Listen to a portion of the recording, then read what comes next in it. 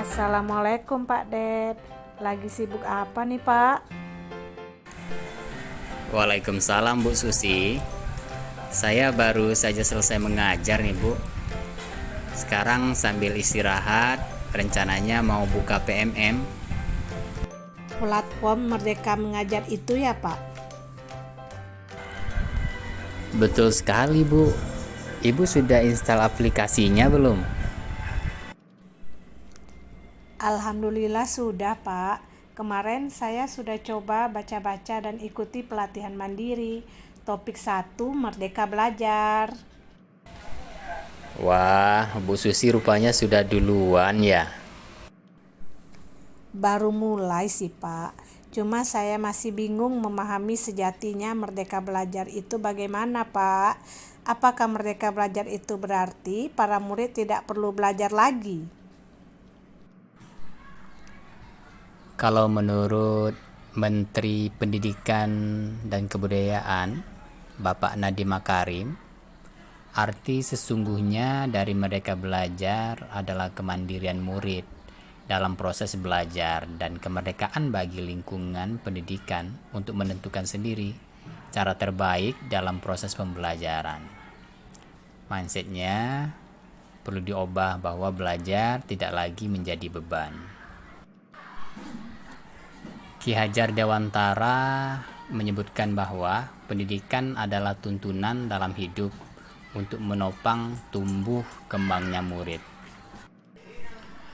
Manusia yang merdeka adalah manusia yang hidupnya bersandar pada kekuatan diri sendiri, baik lahir maupun batin. Kemudian, sekolah dan pendidikan inilah merupakan bekal bagi murid dalam mengisi masa depannya. Mari silakan duduk dulu, Bu.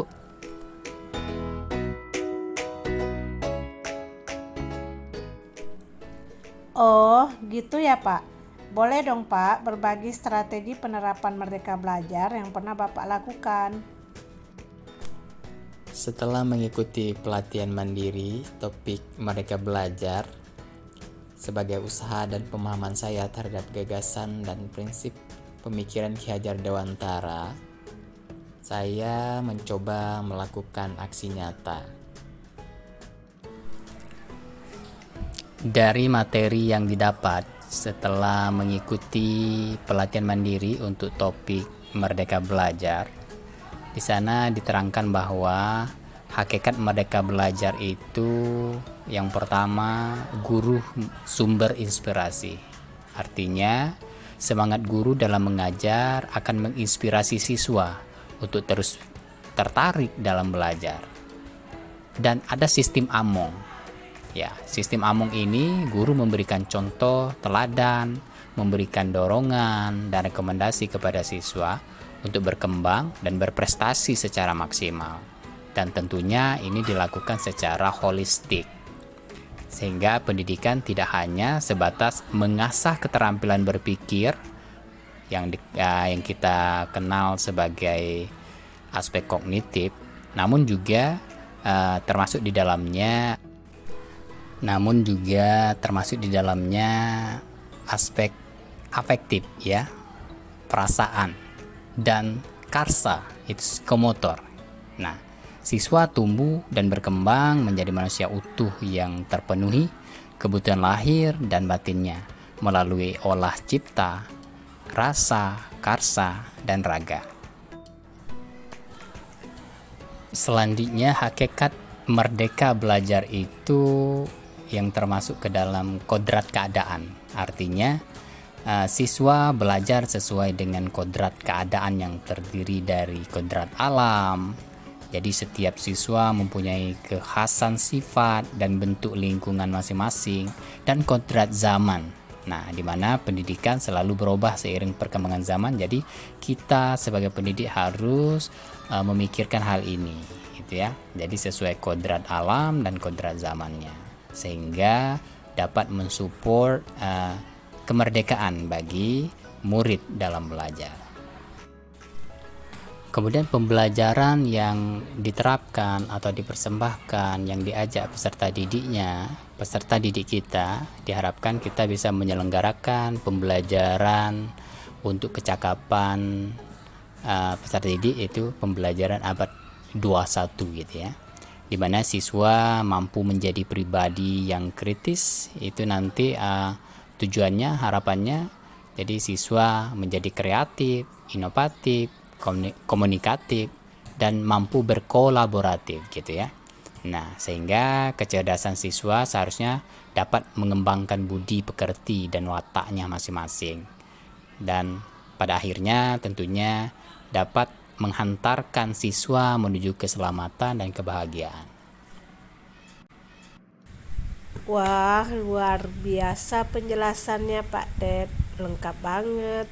Saya jadi lebih paham hakikat merdeka belajar. Ngomong-ngomong, apa saja strategi Pak Ded dalam menerapkan merdeka belajar? Boleh dong sharing, Pak?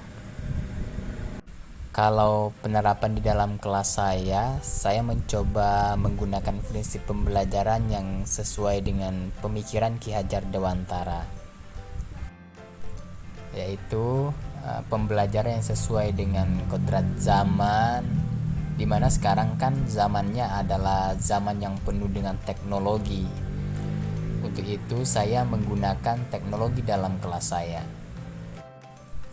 Nah, sekarang ini salah satu teknologi yang sangat dekat dengan murid adalah smartphone. Berdasarkan pengamatan saya, hampir setiap anak punya smartphone. Untuk itu saya mengajak murid saya memanfaatkan aplikasi Natural Reader yang bisa mereka download dan install di smartphone mereka untuk belajar mengucapkan kata dalam bahasa Inggris.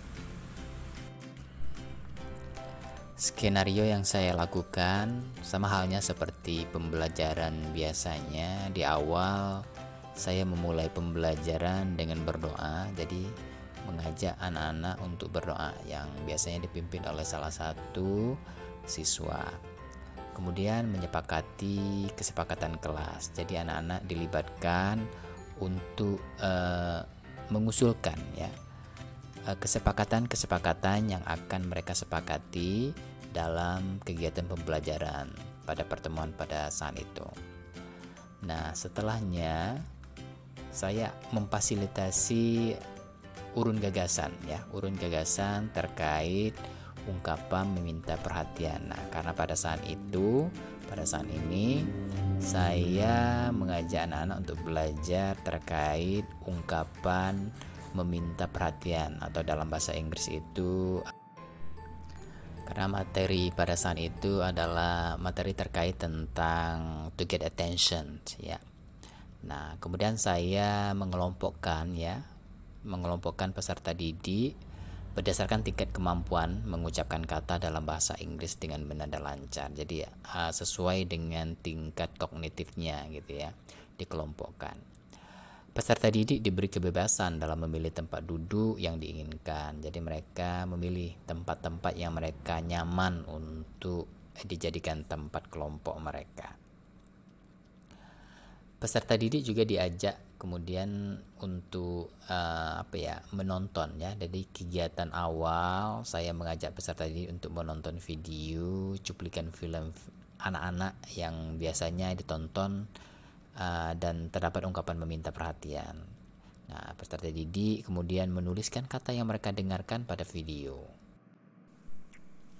Setelah menulis, kan mereka mendengarkan, menonton video dan menulis kata-kata yang mereka dapatkan dari video. Kemudian mereka, anak-anak, memilah ungkapan meminta perhatian dan responnya. Kemudian dengan menggunakan aplikasi Natural Reader, anak-anak berlatih mengucapkan ungkapan meminta perhatian dalam bahasa Inggris ya, tentunya dengan menggunakan Natural Readers ya, dengan menggunakan teknologi ya, aplikasi digital yang sudah terinstall di smartphone mereka.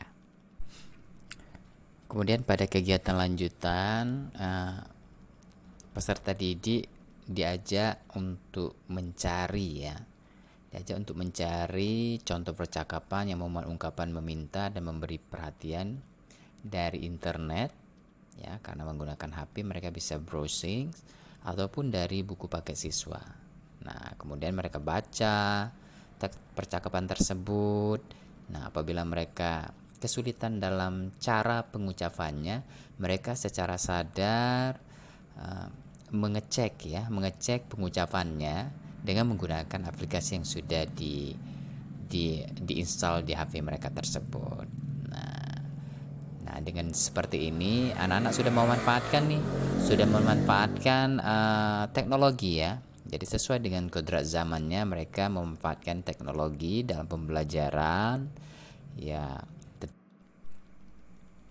Nah, kemudian di kegiatan penutup, pada kegiatan akhir, anak-anak diajak untuk membuat teks percakapan singkat, ya, membuat cerita dalam bentuk komik di mana berisi percakapan meminta dan memberi perhatian. Nah, kemudian setelahnya mereka mempresentasikan hasil kerja kelompok mereka di depan kelas. Nah, dari proses ini anak-anak menjadi percaya diri dalam berkomunikasi dalam bahasa Inggris. Seperti itu.